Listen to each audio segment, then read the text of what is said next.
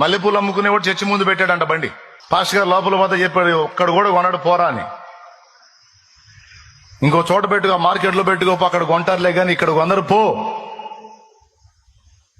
అంటే ఎందుకు కొందరు ఇంతమంది ఆడవాళ్ళు వస్తుంటే కొంటారులే అని పెట్టాడు.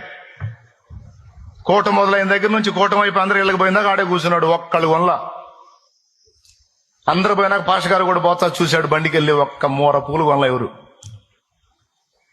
ఏమైందిరా అన్నాడు. ఏందండి ఇంతమంది ఆడవాళ్ళు వచ్చారు, ఒక్కళ్ళు మూర పూలు కొనలేదు. కొనర్రా, కొనరు. పిచ్చి పిచ్చి వేషాలన్నీ వేసి రోడ్లమిటి బజార్లమిటి తిరగటానికి వారు బజారు సంబంధులు కాదు, వారు పరిశుద్ధాత్మ సంబంధులు. ఈ మధ్యకాలంలో మరో వివాదం వచ్చింది, ఏదో పువ్వుల వివాదం అంట. ఇంకా మనకు పని పాట లేదు. ఇంకా నేను చెప్తున్నాను కదా, కొంతమందికి పని పాట లేదు, ప్రతిదాన్ని ఇంక ఏదో మాట్లాడాడు. ఈ పువ్వుల వివాదం అంటే మళ్ళీ పువ్వులు పెట్టుకున్న వాళ్ళందరూ బజారు మనుషులు అన్నట్టు, చెడ్డవాళ్ళు అన్నట్టు, అనవసరమైన మాటలు అవి, అక్కర్లేని మాటలు. ఈ అక్కర్లేని మాటలు చాలా మంది సీరియస్ గా తీసుకుని మమ్మల్ని అందరినీ ఎంత హేళన చేశారు, మమ్మల్ని అందరినీ ఎందుకు ఇలా అంటున్నారు, ఈ పనిగా అన్నట్టుగా.